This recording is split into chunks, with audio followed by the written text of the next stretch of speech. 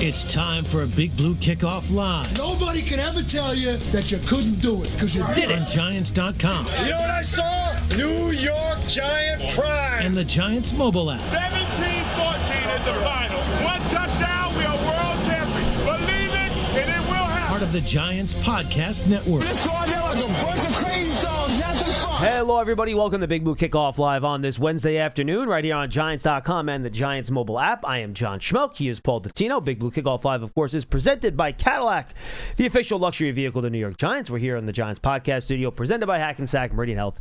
Keep getting better. So, Paul, yesterday with Moose, we kind of wrapped up Combine and started to dip. I'm not going to say toe. I think we had a whole foot in the free agent pool. Up to your ankles? I think knees. Knees. Yeah. Nice. We were waiting. We're waiting in there. Okay. With a D, not with a T. Waiting. Yes. So I thought this would be a good day where, we have 3 days until the chaos begins. Indeed. The chaos will be happening when we have our show next Monday. Because I believe it's 12 o'clock, right, for the negotiating window? Yes. So we'll come at 12:30. I guarantee you there will be at least one bombshell by the time probably we're on. Definitely by the time we're off. That's how fast things usually move when it comes to free agency. Yeah, I think so. A couple of moves already today and yesterday after the show ended. The Cardinals, and this is not a surprise, let Kyler Murray know that they're going to let him go. Mm-hmm. So they're going to be in the quarterback market this offseason, and now Kyler Murray probably becomes the most highly sought-after quarterback on the market. We'll see if Geno Smith joins that party. Mm-hmm. We'll see if the 49ers decide they want to trade Mac Jones. The Colts ended up franchising Daniel Jones. Boy, his penchant for playing really well when he's heading into a free agent year, who times things better than him? My goodness. Yeah, unfortunately, his injuries don't seem to be timed too well. Well, he still got the franchise tag for $40 million. So good for DJ. We're happy for him. He did. Alec Pierce did not get franchise tagged. So they're trying to work out a long-term deal with him, and they see if he can figure that out. It's probably going to be minimum in that franchise tag range of $27 million would be my guess, but we'll see how that goes.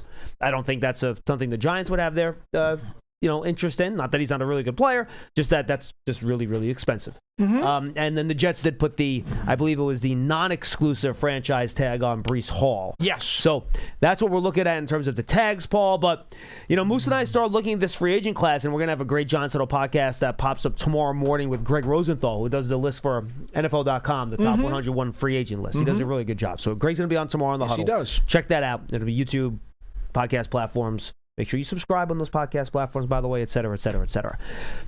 But we took a look at this free agency class, and, man, the spots where the Giants might have to be shopping based on where they have free agents, Paul, the kiddie pool? I'm not sure you're going to do much more than wade knee-deep in that pool because there's just not a lot of volume in there in terms of guys that I think you would trust to step in and start for you and give you good production right away. And by the way, we're going to mention some names here.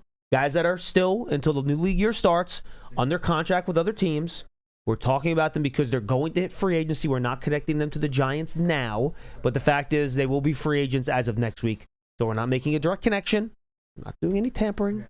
But that next week, they will be free agents or, et cetera, et cetera, et cetera. So now, go ahead. Well, as I like to say, if Team X was interested in a particular position or player, I like to talk about Team X. So let's talk Team X. That's the safest way to go here. Let's go. So, when I look at Team X and I look at the needs of the team and I take into account the conversation we had with Pat Kerwin last week, who really did enlighten me with what he thought, and especially given the Giants' circumstances. Don't love the options. No. They're not a lot. I thought about Kerwin's plan when I went through but these there guys are a last few couple that of I days. really like. Let's go through them. Let's go through them. I'm very high on potentially adding a wide receiver for Team X. Okay, I got you. I like Jeremy Naylor. I like Thornton out of Kansas City. Jalen Naylor out of Minnesota, out of the Vikes. I like Thornton out of the Chiefs. And I'm even looking at possibly Calvin Austin as a slot guy. He's not really a slot guy, though. That's the problem. Well, he's the size of a slot guy, but he's more of a deep guy. He's played a lot of slot, though. So he knows how to do it. Sure. I mean, Naylor does both. Yes. In and out. So those are the three receivers that Team X should be looking at if I were in the chair. I got a couple names too, but let's just go through the top of the market first, okay? Oh, the guys that are, I know, I'm just throwing the names out there. Okay. I think all these guys, and I'm not even going to count Alec Pierce because he's going to be well over $25 million. So I'm not even going to touch him. Right. And we're going to have Corey Joel, by the way. He's going to be on the huddle on Friday to go through all the contract machinations. Joel Corey, you reversed his name. You said Corey Joel. Oh, I'm sorry, Joel Corey. Sorry about that. He has two first names. What can I say? Well, he may have a twin. Yes. Yeah, so Joel will be joining us on the Friday huddle. We'll be recording him at 3 o'clock today to go through all the contract machinations and such. So the top of the market wide receiver, Wando Robinson, Romeo Doubs. They're probably going to be, I think, two of the higher guys. I think Rashid Shaheed's going to get a really nice contract. I do, too. He's going to get paid. Juwan Jennings, I think, will get a pretty nice contract. He's going to get paid. And I think Deebo Samuel will get a pretty nice contract. He's going to get paid. You're looking somewhere in that $15 million zone. I would love for Dobbs not to get that money. We've talked about him on this program before as someone that Team X might want to be interested in. But I'm thinking more and more as we get closer to free agency, he will get higher than $14 million-ish. We always say get higher. We're always surprised. These guys usually end up going for more than what you think they are. So you're probably, if we're saying 14 or 15, it's probably more like 16 or 17 or 16 to 18. And that's why when we just talked about it, I gave you three receivers. I gave you three economically friendly receivers. I'm down with that. I'm going to give you a couple. I have Naylor on my list too. So that's a guy that I would definitely look at. What if you could buy Christian Kirk on the low? He's only 29. He's not old. How low are we talking on the low? $6 or $7 million. You really think you can get him there? PFF does contract projections. They had him around 7.5. So if you can get him on the cheap, as he's coming off a season where he didn't do much, he had some injury issues. Yeah. If you could get him on the cheap for, I'll just say under 10. If you can get him for under 10, and you can't, and the Giants can't afford to bring Wanda Robinson back, we'll see what happens with that. I think Team X, Christian Kirk could be a guy that I think, if the price is right, could be someone you consider. I certainly would not pay double digits.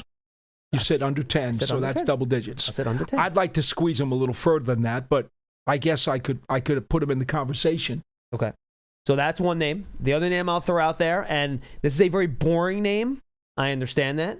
But whenever he's given an opportunity, he seems to produce, and he's a good workman-like wide receiver. Kendrick Bourne. And that would be for less than what you would give Kirk. Yes, it would. I just don't know if he's getting out of there. I don't know.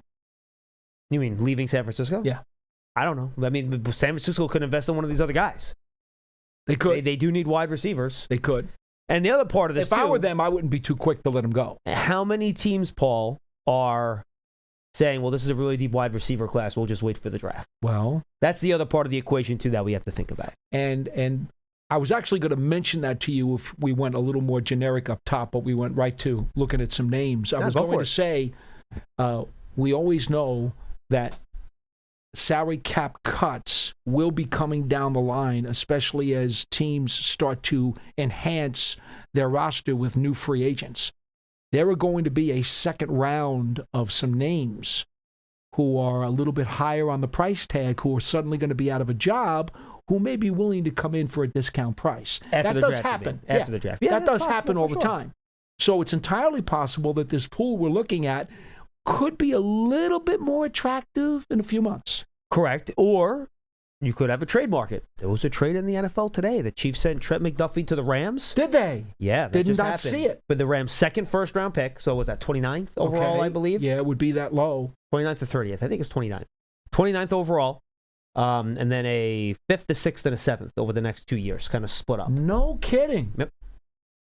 Well, Rams needed corners. We knew that. And he can play. He's a good player. And the Chiefs have salary cap issues. Yes, they do.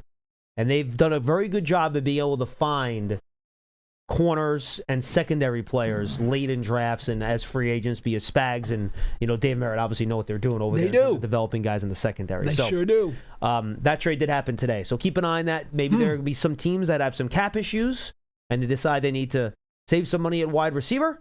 Maybe that's something that Team X would be able to keep an eye on as well. Some of the names that have been reported that could be on the move at wide receiver, again, not connecting them to anyone in this building. DJ Moore from the Bears, right? Who's still a good player. Addison from the Vikings, who are getting to the point where you're paying Justin Jefferson all that money. Can you afford to eventually, extend Addison? I don't know. I think that's one of the reasons why Naylor is going to become available. Correct.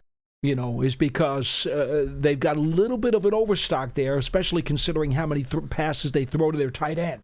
Right. Well, and the T.J. Hawkins is another guy that people think could be a cap casualty at some point, too. So they'll have to figure, the Vikings have to figure that wide receiver room out. They do. Because their cap is a mess right now, and they need to clean that up. And that's one why of the reasons Jonathan Grenard was put out there the other day as a potential guy that could get You have to look at that roster because they got issues. They're being squeezed. They are. They're being squeezed from a financial perspective. So that could be another way you go, is that maybe you look at the trademark, see what you want to do there. But that all depends on price, too, and you look at the salary of the guy coming in as well. All that stuff is a factor. What position do you want to hit next, Paul Bettino? I only had... Corner?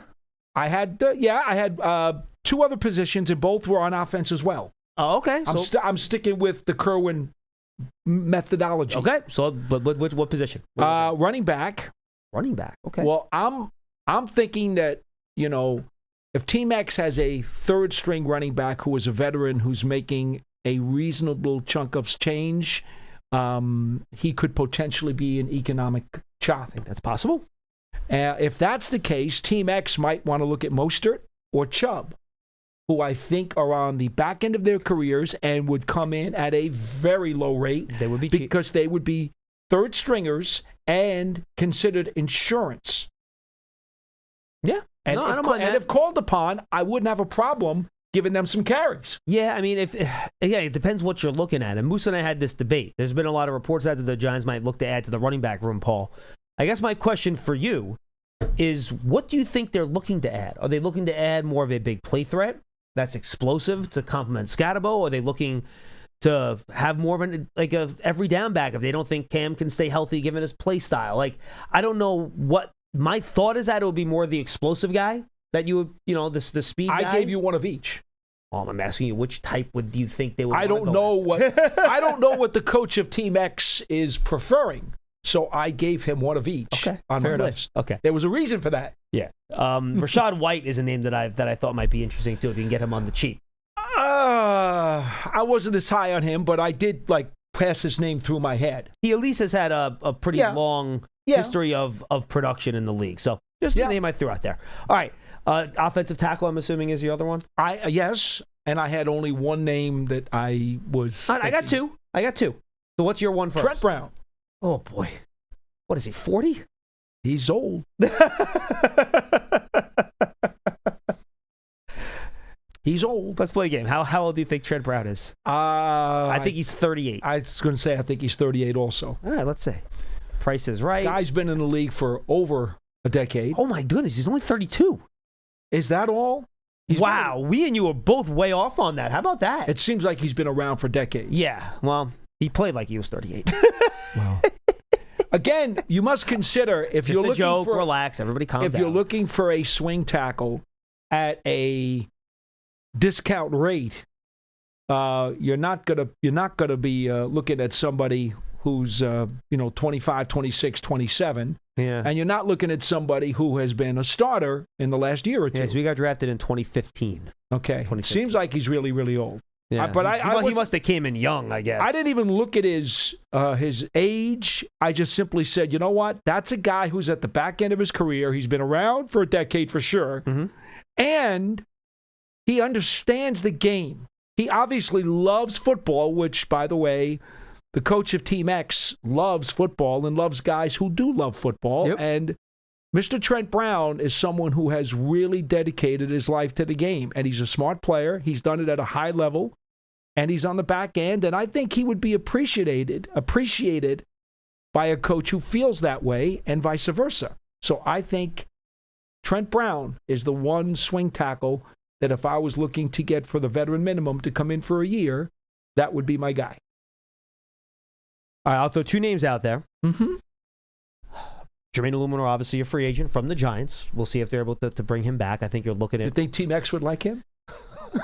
Okay, we could talk about him relating to the Giants. Yes, he's we a member can. of the team right now. Yes, we can. But I'm having fun with you. I understand. I think that'd probably wind up in the same zone as the receivers we talked about, maybe slightly lower. Last year, Jaylen Brown got 2 years, $30, going from the Niners to the Chiefs. I know. I think that's what you're looking at, that type of zone. Because the offensive tackle group, we talk about the receiver group, there's a lot more receivers. Offensive tackle is like a barren wasteland of nothingness. It's tissue paper. Correct.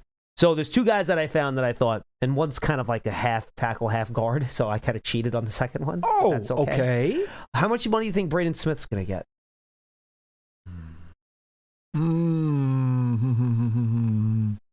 Can you get him for under 10? Real close. Really close. I think probably not. The last 2 years he's been hurt a lot, and he's over 30, so I thought maybe teams might get spooked by him.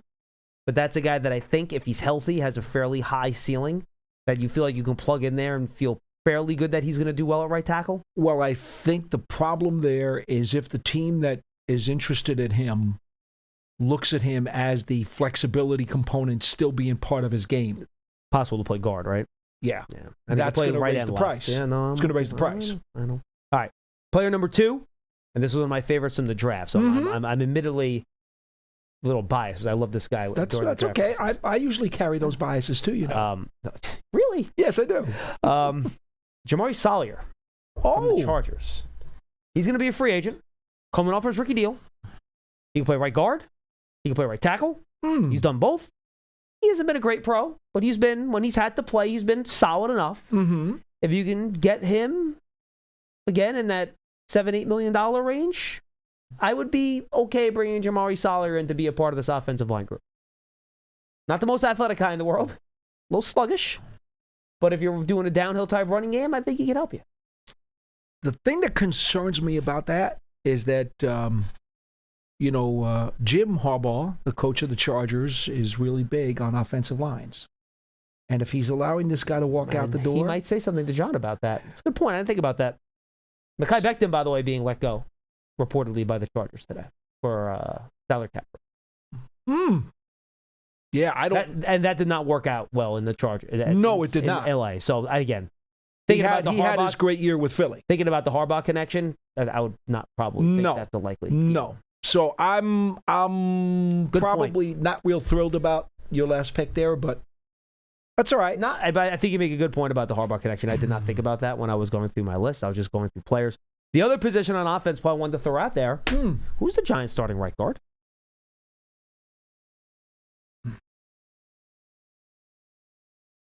So let's talk about guard. Here are the 2 guys at the top of that market that I think are good players. I don't know how expensive they'll be. Isaac Seumalo continues to be just a solid starting guard. I don't think he's over 30, so I don't think he's a huge money starting guard. But yeah, you can get him for a reasonable deal. You plug him at right guard. He's a big, powerful, downhill type of run blocker. Okay. That's a guy I would consider. And then David Edwards is going to be too expensive, I think. He's way too expensive. So I think I can cross him off. I like him as a player, but I think he'll be too expensive. Here are the lower guys. I have one name that I thought about, and then I just crossed it off and said I'm not going to buy it. All right, what do you got? Falele. Oh, Fahalele from the Ravens? Yeah. I think they tried to play him, and then they kind of decided that they couldn't play him anymore. Well, he got bigger and was less mobile and was more of a phone booth guard this past year. I talked to somebody in Baltimore. Wait, he got bigger than what he was before? He was already like 380 pounds. Over the last year and a half, he got a little bit bigger. Well, you don't want that. And he's less mobile. And what I said to the guy from Baltimore, I said, what does his former coaches think about him? And he said, well, let's put it this way. They didn't bench him last year. He played. He wasn't as good as he used to be. And the fans were all over him and did not like him very much. Interesting.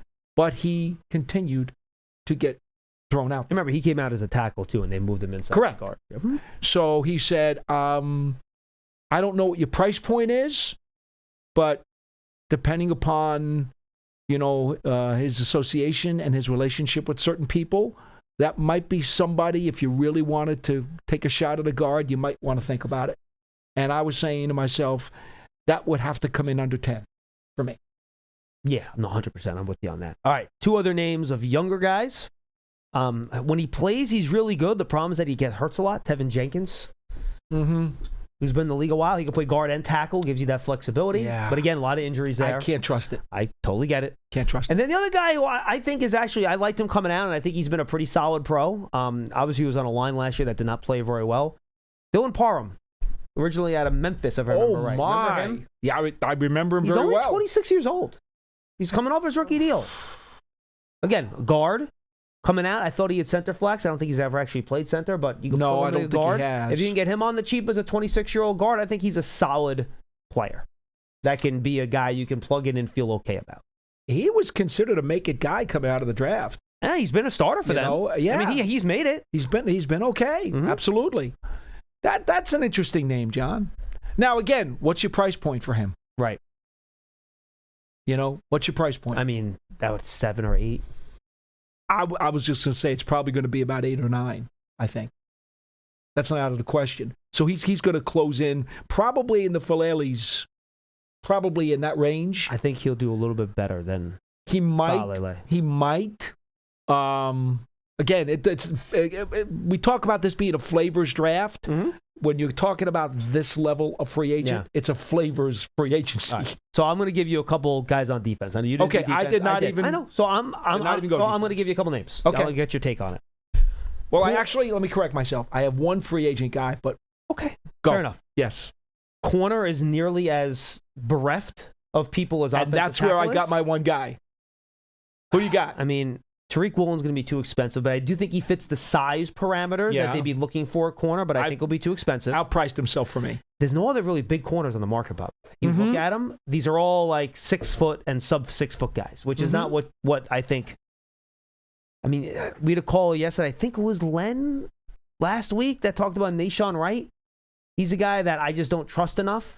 Right. So I'm kind of giving you 2 names, and these are guys that I ultimately said I would not want to bring in. Okay. Which is why I think it becomes very, very important that you figure out a way to bring back Cordell Flott. That'd be nice. I think it becomes. I could almost argue, and Moose and I had a little bet yesterday of who you think would be a higher priority, who would be the highest priority of the Giants' own free agents. He said Wandell, I said Illuminor. And then I joked and I said, well, probably ended up being Flott. We'll both be wrong. Might be Flott. Yeah. Wandell Robinson's going to be behind both of them. At least you look at the offensive line, you have Marcus Bowe in-house, and if you feel good about Bowe, at least he's there to plug in. Who are you plugging in a corner? That's why I'm with you on that. I'm with you on that. That, to me, that's the problem. You have Bowe as a fallback potentially on the line, but who's your fall? Corey Block? Or I don't know if they want to roll Deontay Banks out there again. Well, I think Banks is going to be given every chance with the new staff to win a job. Yeah, but you can't trust that. But you can't. Right. So who is your next guy in line? And right now, Corey Block is the guy. And we also know that with their no third-round pick in the draft, it could be hard to get a corner. Yeah, you can't leave all these holes at premium positions. No. And going in, it's hard. I mean, you'll get a corner at the top of the second round if you want. There'll be somebody there that you can pick. Yes. But then again, now you got to bypass something else. And are you counting on a rookie in his rookie year? It's always tough. If you don't get the corner there, you have to wait to the 4th round. It's quite a drop. Oh yeah, well then you're finished. It's a problem. So the other position I looked at is. Well, I had a corner though for you. Oh, who's your corner? I'm sorry. Awuzie. That's my one. He's on the wrong side of 30. He's had some injuries. He's not as good as he used to be. No doubt. But he's a solid veteran. He's a solid veteran. That better be cheap. And my understanding, you're probably talking in the neighborhood of about $4 million. I think I'm good with that. I'd be okay with that. He is my one and only free agent target on defense. And yes, he would be coming up the Northeast corridor. The final one from Baltimore. Final one I'll throw to you. Depending, you've seen reports out there, Team X that we were talking about could have a chasm-sized hole at linebacker coming up. Yeah, which is the news that we buried from yesterday, apparently, from reports. Again, reports are reports. Yes. We know that might happen. We talked about that briefly yesterday. We did. Last week, too. We've mentioned it, which is why I didn't want to lead with that, because we've talked about it a lot. Yeah. But we're going to talk about it here. Yeah. No, Mike McFadden's a free agent. Yes, he is. So what are we looking at? And again, the Giants haven't confirmed any of that. This is what the reports out there say in terms of Bobby Okereke. At linebacker, it's actually a pretty decent group at the top. And we always talk about this. You can find linebackers in free agency. You can. And this is the same. But the guys at the top are going to be super expensive. Or very old. Right. I mean, the three guys that are not very old and probably will all be expensive are Devin Lloyd, Devin Bush, and Nakobe Dean. I don't think that the price tag makes them plausible. I agree with you 100%. I think probably the same for Quay Walker. A caller called about him yesterday, who I did not think wore the green dot in Green Bay, but I looked it up, and he did. Yes, he did. So, but still, I think it gets probably a little bit too expensive. Mm-hmm. Would you be willing to roll the dice on an Alex Anzalone for a couple years? I don't think he comes in cheap enough. Really? Yes. I don't. I think he is going to command enough of bread. I don't know what the Detroit cap situation is, but I think... You think he's like 12? I think he could. Wow. Yeah, that'll be too much. He's going to be over 10. Now, does he make it to 12, or is he just scale 10, 11? I think he comes up into that 12, 13 range. Look, I do feel like, and everyone will say, well, just draft Sonny Styles. What if he's not there? Like, you can't just say we're going to draft Sonny Styles at 5 and we're good. What happens if he's not there?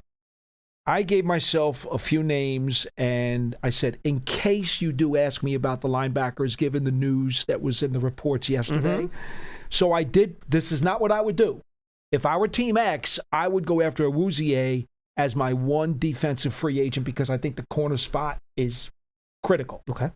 But if Team X decided that he had to go get a linebacker, okay, I wrote these down in my phone. And I wrote down... You know how to write things down on your phone. Yeah, it's pretty good, right? Very impressed. I wrote down Pratt, Singleton. Okay, Singleton from Denver. He's not a Paul Dottino type of linebacker. I'm surprised about that. He's not. He did play with Philadelphia for a few years, so he's been in the division. He understands the division. And I think he's on his way out of Denver. That would surprise me. All right, so I wrote down Pratt from the Colts, who's... really nice run stopper. Jermaine Pratt's been around the league forever. He's a solid player. Pratt, Singleton, Stranad. Okay. And Gibbons from the Pats. Those were the four guys I thought of. But I'm prioritizing Awuzie. I am not prioritizing the linebacker right now. I'm prioritizing Awuzie. Would you roll the dice on Matt Milano if the Bills can't bring him back with the injury history? Well, he's really... I don't like his sturdiness inside at this age. Why I asked the question. I would say no. Okay. See, Gibbons is interesting to me because he was with Tennessee, and then he got hurt 2 years ago. How much did he play last year for the Pats? Only toward the end. There were injuries, and they had to put him in there. And by the way, he called signals. He is a projection more than he is a finished product. He's one of those guys, you get him. Like, remember the Giants got Antonio Pierce many years ago from Washington? He had one decent year with Washington, but hadn't played much. Then all of a sudden he played, had one good year, and then the Giants signed him, and he became really, really good. Was it only one good year? I thought it was two. Anyway, not important. All right, I thought it was one. Not important. But point is about Gibbons. I get your point. He was with Tennessee, had gotten hurt near the end of the year. They let him go. Now, you remember, we've seen Team X have some Tennessee defensive roots. Yes. Okay. So he goes to the Pats last year, and he's the reserve. He's the key reserve on the inside, and then had to play some during the latter half of the year, and was a part of a very good D. Now, Vrabel will probably want to try to keep him. I just don't know if they're going to be able to. You will see. That's a guy that I would talk to if I was in the market for a linebacker. You ready to take some calls? Let's do it. 201-939-4513. 201-939-4513. It's just a cap. I'm okay. I won't knock it over. We're okay. I was going to scoop and score. No. I don't want you to hurt your back. Or me to hurt mine, for that matter. Very good. All right, let's go to Brian in Central New York on line 2. He'll lead us off today. Brian, what's going on? Yeah, I wanted to talk a little bit about the draft. Sure. After hearing you guys talk for the last 10 minutes, you guys kind of got me scared about the defensive back position. But I just want to say, you still there? Yeah, we're with you. We're listening. We got you. Okay. All right. I know I'm being a fan, but after watching Sonny Styles, I really want Sonny Styles now. You know he's going to be a good player. You know all that going in. but I don't think anybody expected that. I mean, that was just amazing what he did at his size.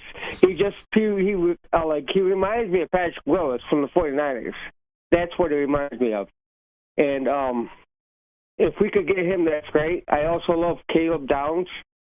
That would be great too. I'm not even looking at Cardinal Tate at that spot, and I wasn't even before his 40. I think the value in the second round at receiver.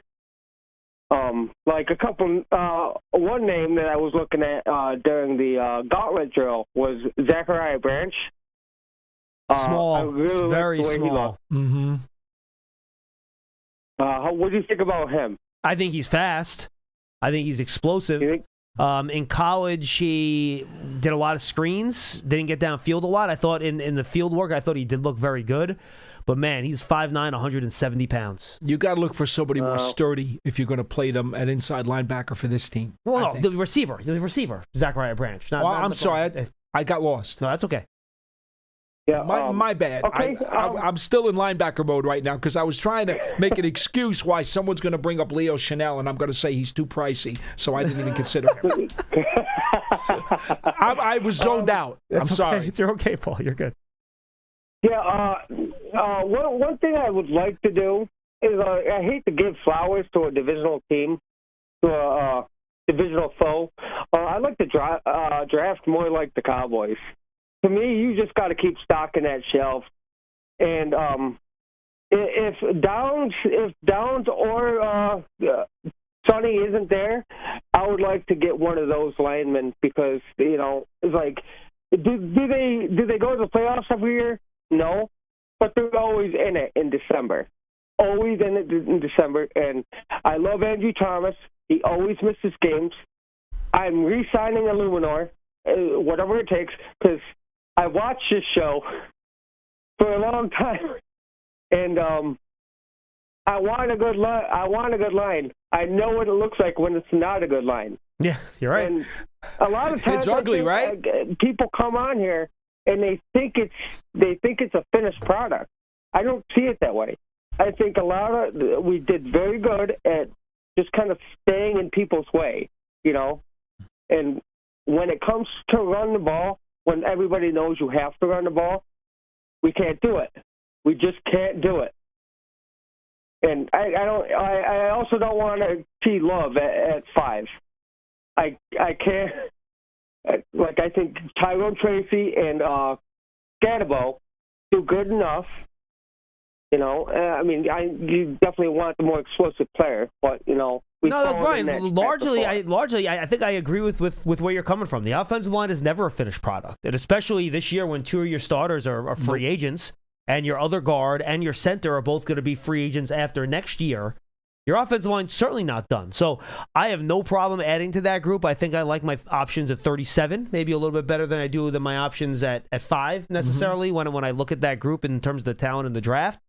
But look, always work up front. And you mentioned the Cowboys. You could throw the Eagles into that mix too. All they do is reinforce on the offensive and defensive lines every draft. It's not all they do, but it is a big part of what they do. So, Brian, appreciate the call, man. I agree with you. Largely in terms of where you're coming from, but it can be some tough decisions because you're not going to be able to do everything you want to do. You're going to have to pick and choose and prioritize, and then to a point, you always want to head into the draft without any holes, and you feel like you have your starting 22 ready to go before you get to the draft. That's a luxury, John. That might be tough to do this year.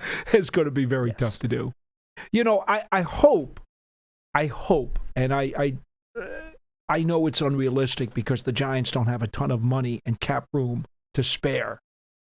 But I would hope that they don't have to go into the draft with more than maybe 2 spots that are seriously in need of refurbishing. I don't think that's possible. But I hope it is. I think it depends on how aggressive you want to be in free agency and how you want to structure the contract. Like, if you really want to... Look, you can make the first-year cap hit on all these guys like $2 million if you want. Like, you can do that. It's possible. It just gets very, very dicey. It does. Look, it would help all of us to know if Greg Van Roten does want to come back. And they want him back. Well, that's the second. That would help a lot. Because now that's one less hole that, you would feel comfortable. Again, as he said to both of us in different conversations, he didn't play a ton the first half of his career. Right. He's not that old, No, he wants comparatively to play. speaking. And he hasn't missed any snaps the last 2 years. So the durability factor is there. Right. The level of play was certainly satisfactory. Yeah, he was fine. So, and we know he's not going anywhere else. I mean, he made it clear the reason he came back to play for the Giants is because he wants to stay local with his family. So he's not going across the country to play for somebody else. They're from Long Island for the people that don't know. Right. So everything fits. If you can get a commitment out of him, and if your coaches say that they want him, that alleviates a spot for me. I'm willing to let him have the spot. What do you think about Marcus Bowe as a guard? We've mentioned that on the show several times over the last few months. We just haven't seen it. We haven't seen it. We've he seen didn't do Van it- Roten play. And he didn't do it in college either. No. So that's a projection. Right. Van Roten is what we know. Right. No, I'm with you. So I like that better. All right, let's go to Jeff in Maine, and then we're going to have somebody else from Maine up after Jeff. Jeff, what's going on? Oh, hey, guys. Hey, great huddle episodes lately. You got me all jazzed up about some of those defensive players, especially Styles. But to be able to draft them, first we're going to have to get that offensive line shored up. And I don't mean just someone on the cheap like another James Hudson. We got to re-sign Luminor and hopefully Van Roten, but especially Luminor. It's easy to forget how bad the offensive line was a couple of years ago. Mm-hmm. But I mean, this guy's a great pass blocker. I mean, what else does he have to do to prove himself? Well, you know what, Jeff, and I think I want to add to what you're saying because I think you're absolutely right. Even if you bring a Luminor back, right? Or let's say you don't bring Luminor back and you just plug Marcus Bowe in a right tackle, even if he's good. With Andrew Thomas's injury history, you better have a damn good swing tackle to step in for him. So even if people always say, well, I want to play Bowe. Well, guess what? If you bring a Luminor back at right tackle, Bowe's probably still going to play. When's the last time Andrew Thomas played 17 games? You're right. So, Jeff, go ahead. I think your point was excellent, and I wanted to put an exclamation point on it. Well, exactly. And the thing is, if we don't have him, if we have like a first-round pick even or someone else, Dart won't last half the season. We got to have him back there. And so, yeah, that's, as for a receiver, we can get one in the second round that could be functional. We cannot get another right tackle even in the first round that'll be as reliable and durable as a Luminor. The one interesting thing, Jeff, about a Luminor, he's not like the physical mauler grinder in the run game. And I don't know if that's something that John Harbaugh is really going to want to emphasize, but we'll have to wait and see about that. And quite honestly, Greg Roman is also part of his coaching staff, too, and he wants guys who pound. Now, Matt Nagy wants someone that's path protects. So we'll see how That's true, too. We'll see how that eventually That's true, goes too. out. That's Anyway, going to be Jeff, a heck of a conversation. I didn't mean to interrupt you, Jeff. Go ahead. No, okay. No, that's my point. Thanks a lot, guys. No, I appreciate the call, Jeff. Thank you very much. So, yeah, look, it's gonna be interesting. I wish we knew these guys, these coaches. We don't know these coaches. No, we don't. I wish we did. I'm relying an awful lot. I've talked to a lot of people who know these guys, and I'm getting all this secondhand stuff, and I still don't feel comfortable about it because, I don't have firsthand experience with these folks. No, and for the folks that don't know, the cafeteria right now is under renovation, and that's where you would run into these guys and have Correct. a chance to chat with them and at least get a feel for what they're looking for in their philosophy. If you have spend 90 seconds with the guy at the lunch line, you learn something. We got nothing. Absolutely all we nothing. can go off is what their history is, what they've done at different places, and try to figure out from there. But it's tough. It's tough. Very, very tough because, we can say all we want to say about what we think about a player, what we think about his tape, what people know about those players. But philosophically speaking, we are up a creek. All right, I am going to make Charlie wait one more call.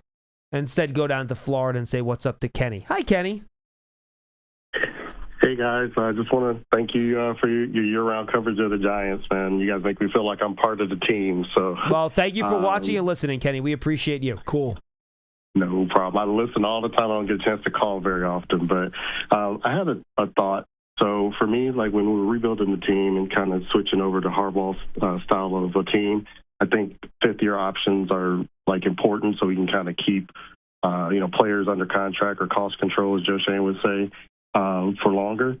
So I kind of was thinking everybody's been talking about Thibodeau trades, but I haven't heard anybody say, what if they traded Thibodeau and our second-round pick to move into the back end of the first round so that we can get a player with a fifth-year option and maybe pick up a day 3 pick. So my question is just two-part. Who would you think the team could target late in the first round that would make it worth it to do that? And then with that late-round pick, if we were able to get it, is Schmeelk, the kicker Schmeelk, or any other kicker draftable that maybe you could use a day 3 pick, like a 6th or 7th round on a draft pick? Yeah, you know what? I don't know if I have my sheets here. I'm going to go grab something. Paul, why don't you answer the question first? I'm going to grab a thing. Well, hold on. I think that late pick is practically worthless in this draft, okay? And I'm not trying to be funny, but, I agree that it's great to compile picks, and I've often talked about 6th and 7th rounders who the Giants have had in the past who turned out to be good players. But if you're going to make a deal... The draft is actually deep, though, Paul. It's not great at the top. It is actually fairly deep. It's got playable players at some positions. Yes. But to me, first of all, I've made this very clear. I'm not trading Thibodeau. I think if you're going to trade Thibodeau, it's going to have to be for a really, really sweet package because, look, economically speaking, okay, I believe in him. I believe playing in a contract year, he's going to go nuts. He's going to do everything he can to raise his value, and you get the benefit of his great play. Plus, when he goes free agent at the end of the year, if he decides that he wants a huge number, which he likely will, well, then you'll get a 3rd-round draft choice for him the following year in compensatory anyway. I would be careful with that. Because you have to get over $20 million a year contract to get a 3rd-round. But if he has the big year that I think he can have, he may wind up becoming that guy. Well, you also have to assume you're not signing anyone to cancel him out. Understood. But, again, we've talked about the Giants' cap situation. And next year they have a lot of money, though. We think it'll be better depending upon what they do with some of this year's deals yet. I'm not trading them.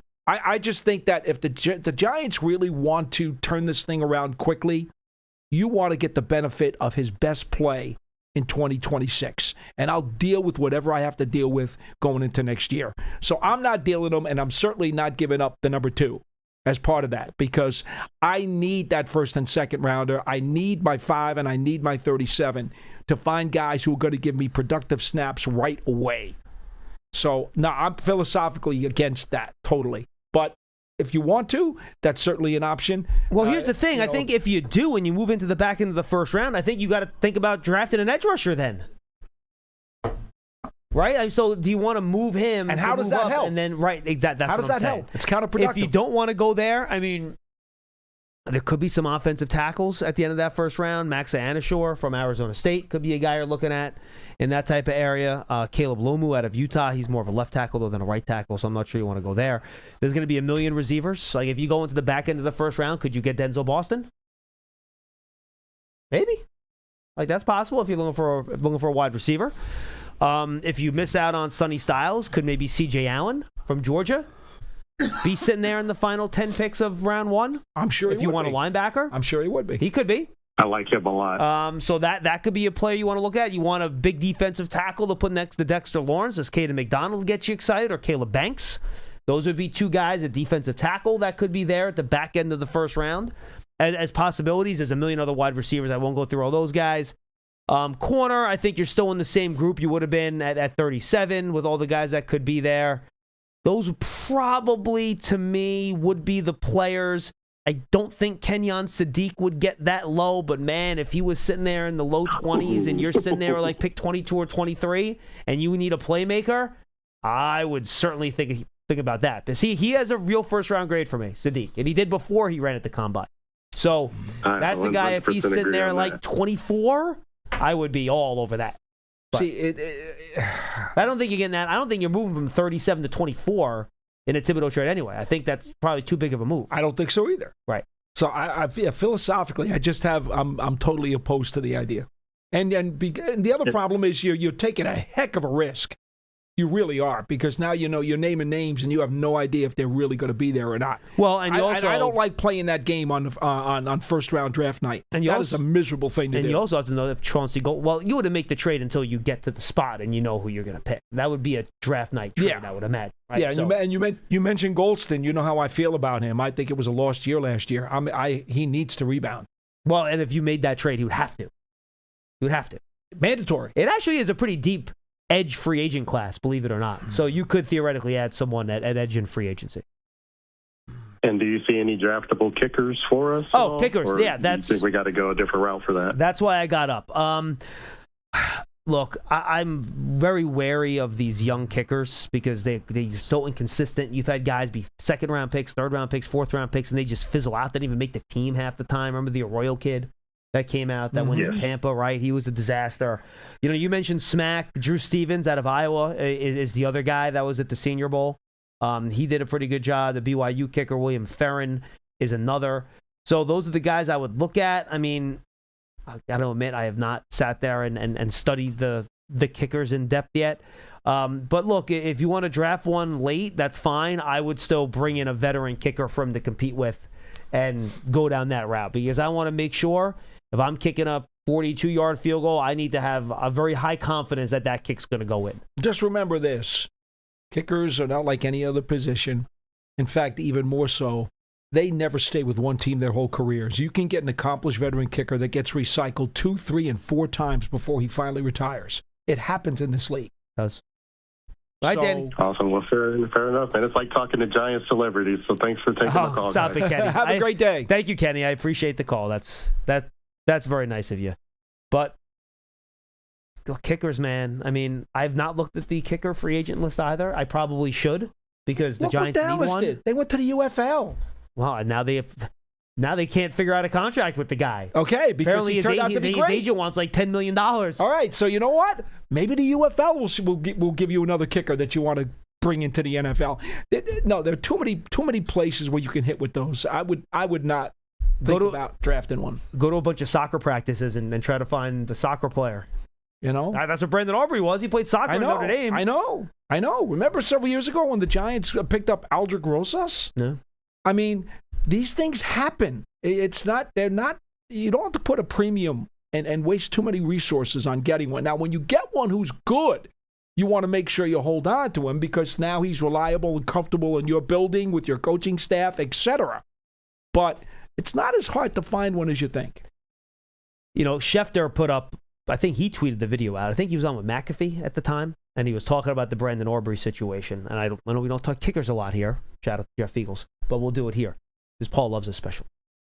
And he goes, the Cowboys put a second-round tender on Brandon Aubrey. For fans that don't know what that means, he's going to get, I think, $5 or $6 million this year. And if a team wants to go and sign him, the Cowboys have the right to match. But if they don't, they get a second-round pick. Yeah.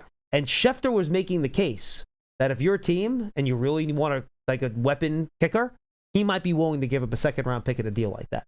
I'm sure the Cowboys would also be very happy to get a second-round pick for Brandon Aubrey, as much as we hate to lose him.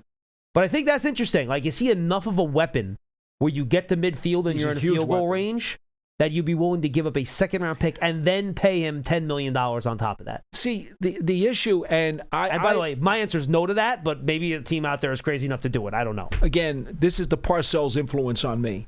He would never really want to. Well, he hated kickers. Right. And he would it killed him. But his rookie season, when they had Ali Haji Sheik and they drafted him out of Michigan, and he was a Pro Bowl kicker in his first season, and then it just went bad. But after that, the Giants would consistently, Matt Barr, Raul Allegre, they became a veteran kicker shopper, if you will. And the reason is primarily head coaches will tell you, they want guys who are tried and true and tested. Correct. They want to know guys who have kicked in all kinds of weather, in all kinds of pressure situations, who can handle everything and have been through the wars. They would actually rather take a chance, and I know Rosas wasn't one of those because he came from Tennessee's practice squad. I understand that. But most coaches, most of them, unless there's a very strange situation, will go for the battle-tested kicker because there's a comfort zone there. And they would rather have a guy who is proven, even if he's got less talent than a guy who's got potential. Because it's a comfort zone thing. Let's wrap things up with our buddy Charlie in Portland, Maine. Hi, Charlie. How are you? Hey, celeb. How you doing? I think the only celebrity talking right now is you, Charlie. I got to be honest with you. I would agree with that one, John. Hey, and I just got you guys saying you guys got nothing. I just heard you say that. You guys got nothing. On this coaching staff, we haven't met them outside of the press conference. I know. We have nothing. And by the way, nobody does. I'm going to make a gif out of that. Yeah, I got nothing.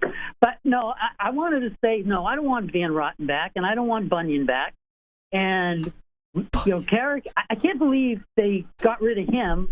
It's not official, but he's the first guy they let out the door, and they don't let, Gano and Hudson and Neal and all these guys first. Charlie, in fairness, nothing's official yet. So they haven't let the Giants haven't done any salary trimming moves yet. So correct. My guess is that they're all going to happen at the same time. And by the way, Charlie, just to make something clear, I want to head this off at the pass before anything else happens with any roster moves. What you don't know is what were the circumstances. You never know if the general manager or the coach, and they decided, you know what, we like the player, but we need him to take a haircut. And if he won't take the haircut, then we're going to give him the option to leave. Right. That happens. That happens. I know. Very few times does that story come out, but it does happen. So keep that in mind. I will. How come you guys are so cheap?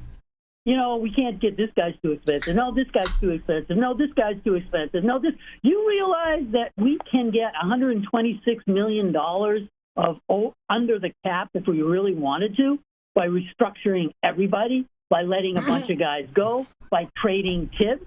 Do you realize we could end up with at least $75 to $80 million going into free agency? All right, Charlie, hold on. There's one factor that you've obviously ignored. I don't know how much machinations the Giants want to do with their roster to make the numbers better. I don't either. I don't know that. You don't know that. We don't know that. But there's one thing you're ignoring. Right. When you make that statement, there's one thing you're ignoring. John mentioned this the other day. You got a whole handful of teams right now who have to spend big because they didn't spend the minimum required. So when you're in a year where you've got a whole handful of teams that have to overspend, that really screws things up for you. And Troy, I will say this. I do think, given what you said, and you're right, the Giants, and we've talked about it on the show a bunch, you can create a bunch of space, and I think they will, because right now if the Giants don't do anything, they're not going to have any space, they're not going to be able to do anything. So they are going to be able to create some space. You mentioned some of the veterans that could get let go. I think, low-hanging fruit on the contractor structures is a guy like Brian Burns. That's an easy guy to restructure. But, Troy, let me ask you, do you really want to restructure and send money down the road on, Holland and Adebo, given what you saw from them in the first year of those contracts? No, I'm not. Look, I'm not saying we should go to the max. I'm just saying the max is about $126 million.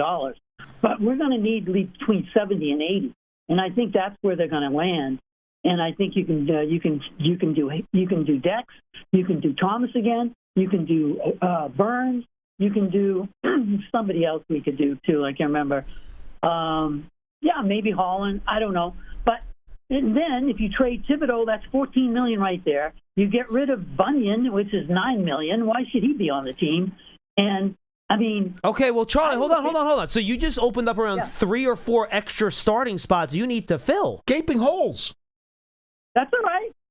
They just got rid of Carragate. He was a starter. Look, Hardball wants to build this roster to his liking. He's going to totally revamp the linebackers. He's going to totally revamp the O-line. Right, I don't think possible. Limanor is going to be back because he can't run block. And PBF gave a score on the offensive line, and you know who gave up the most pressures and sacks of any offensive lineman in the New York Giants last year? It was Illumino.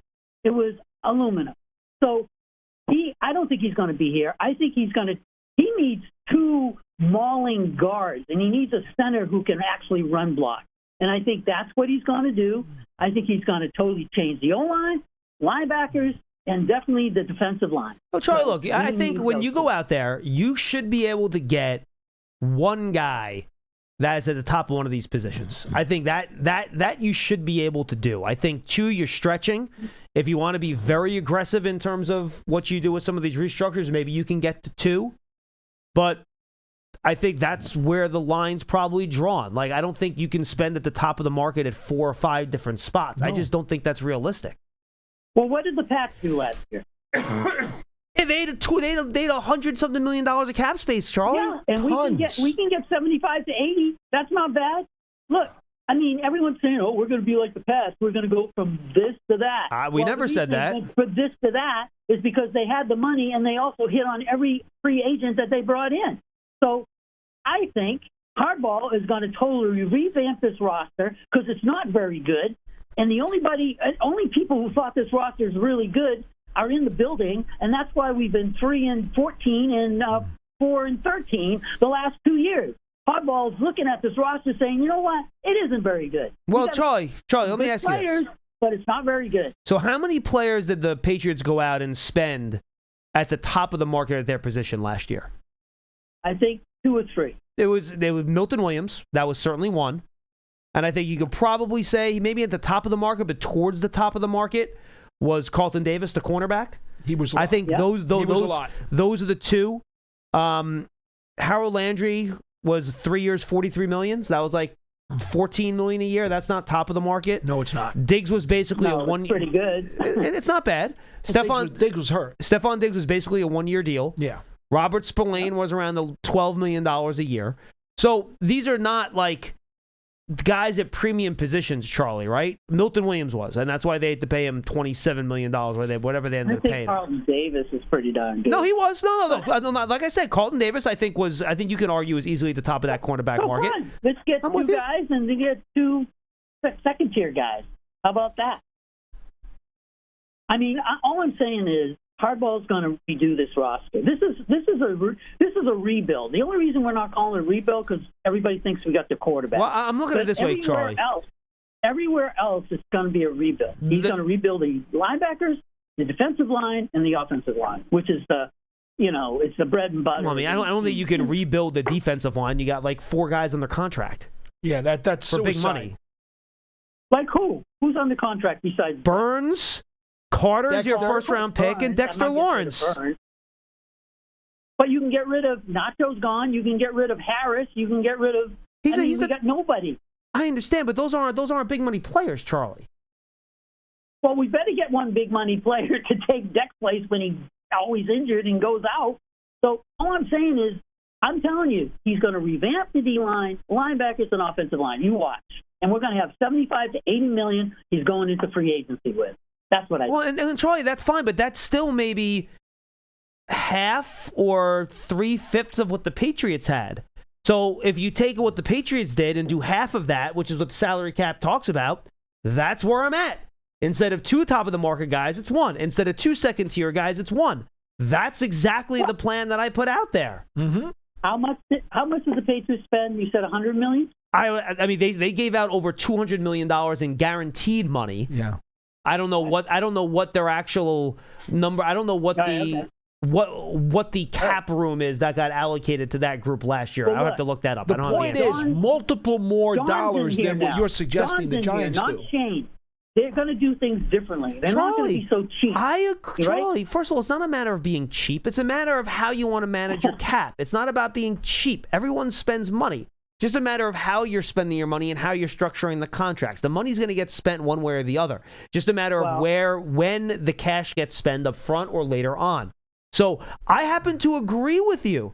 I think the Giants, and I've said this before, I think the Giants and John Harbaugh are going to be pretty aggressive in free agency to build this team in his image.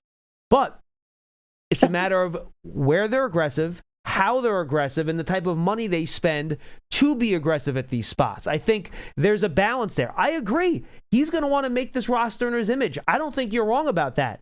But it's how you go about that and the way you spend and the players you target that'll determine what that looks like. You know what I mean? Charlie, in the recent era, only 2 franchises went to the bank and overdrew their credit card and got their Super Bowl immediately.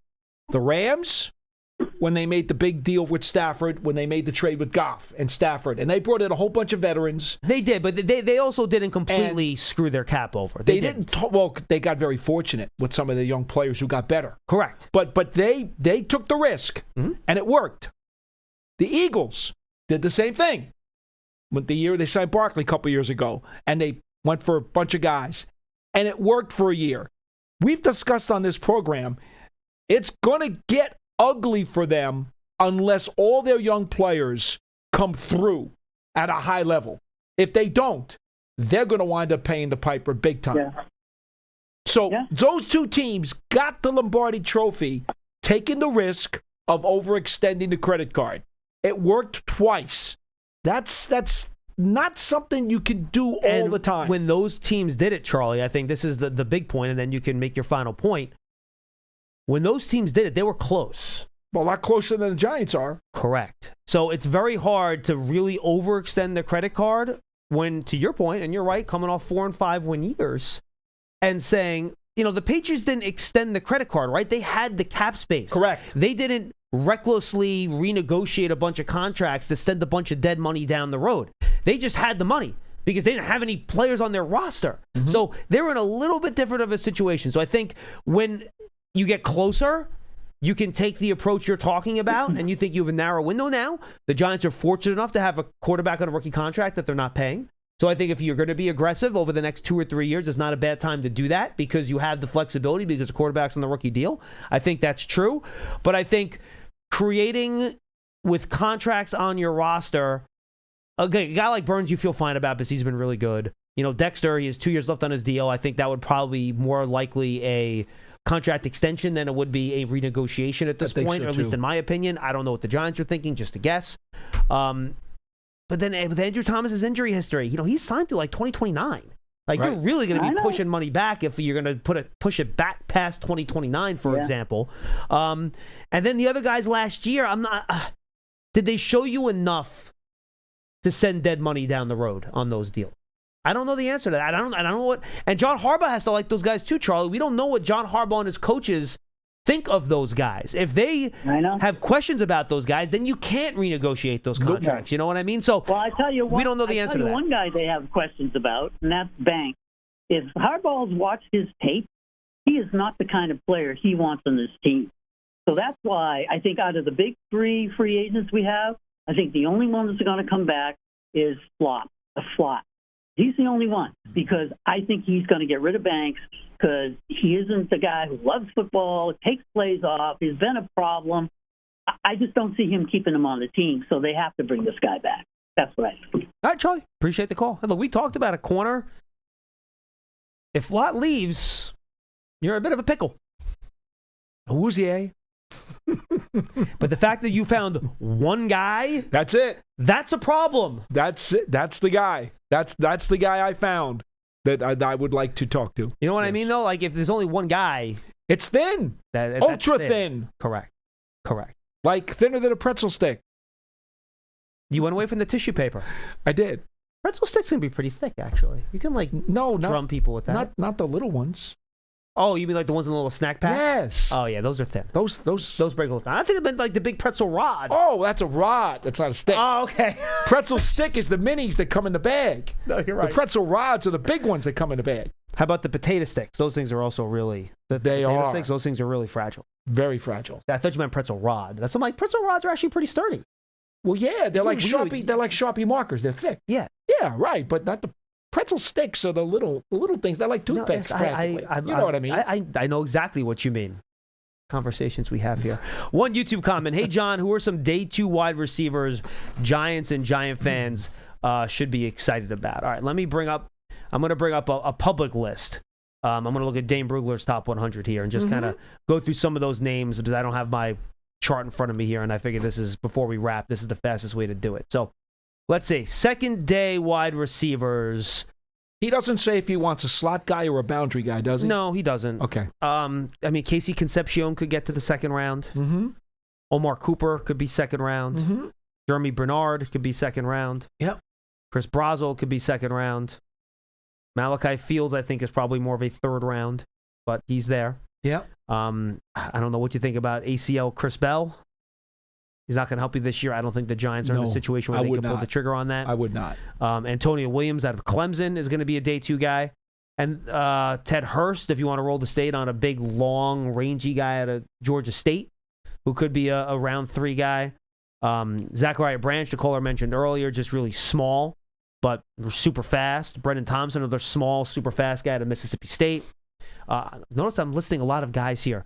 And then Elijah Surratt, the big wide receiver out of Indiana, will be another guy to take a look at. And then Bryce, and then Paul mentioned Bryce Lance, who could be a day 2 guys as well. Right. I like Caleb Douglas out of Texas Tech. He's a guy, too, that I would keep an eye on. Now, let me just go through. Let me look at my senior bowl roster the point is, Daniel Jeremiah has 19 wide receivers in the first 3 rounds. So you'll have a selection of guys with make-it grades when you get to 37 if you're going to take a wide receiver. The question becomes, will any of those 19 that Jeremiah has in the first 3 rounds get to you at the top of the 4th? That's a real question. Yeah, no, I think that's a fair question indeed. Paul, good stuff, my friend. You too, John. All right, I mentioned it, folks. Make sure you go subscribe on all your favorite podcast platforms. We have 2 different podcast feeds, actually technically 3. You have the Giants official podcast network feed. That is all the Giant Huddles on. It also has Draft Season on it. Draft Season has its own feed, but it's also on that one. Big Blue Kickoff Live has its own feed. Then we have our Media Pass podcast feed. So subscribe to all those. Just go on your favorite podcast platform. Leave a review if you're feeling especially generous. We would really appreciate that as well. And, of course, you can find all of our content on YouTube, Giants app, Giants.com, Giants TV, which you can download on all of your TV platforms, Apple TV, Roku, Amazon Fire TV. That is all of our stuff. It's our official streaming app. So make sure you check all of those out. For Paul Dottino, I am John Schmeelk. That's all the time we have for Big Blue Kickoff Live, presented by Cadillac, the official luxury vehicle of the Giants. Coming to you from the Giants Podcast Studio, presented by Hackensack and Meridian Health. Keep getting better.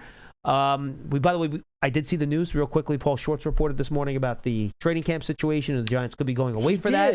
He did. That has not been announced yet. It's not official, but the World Cup is providing some challenges this summer that you're going to have to adjust to. Did you see the city they built for the Club World Cup last summer? That parking lot had a lot of structures in it. It did. So, needless to say, there will be some interesting things happening next summer, and I'm excited to share them with you when we can. So, yes, sir. But it'll be good to, if the Giants do go away for training camp, it'll be fun to kind of get out on an island and just kind of be together for 10 days or 2 weeks, however long it ends up being. It would be different. It will be. All right, for Paul Dottino, I'm John Schmeelk. We'll see you next time.